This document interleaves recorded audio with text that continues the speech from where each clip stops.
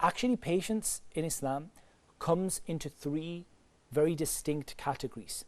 The first is patience in doing good deeds.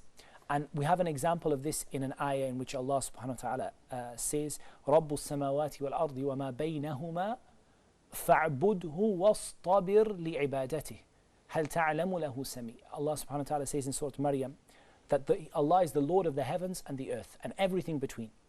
So worship Him and remain consistent and patient in His worship. Subhanallah, yeah. Do you know anything that is comparable to Him? And so this ayah is, the middle of this ayah is telling us about the virtue of being regular and consistent in doing good deeds. And that for me is a thing that sometimes people neglect.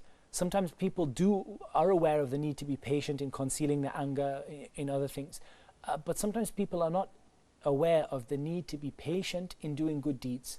And that means to consistently do them, day after day after day, night after night, week after week, month after month. Not to be a Ramadan Muslim or a Jumu'ah Muslim who, on the day of Jumu'ah you suddenly become very religious, but then, once the Salah is gone, you're off again and you've forgotten Allah until the next week comes.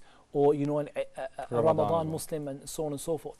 But to have this sabr in worshipping Allah, this patience in worshipping Allah, such that you worship Allah consistently and regularly. And of course the most beloved deeds to Allah are the most consistent, even if they are small, as the Prophet ﷺ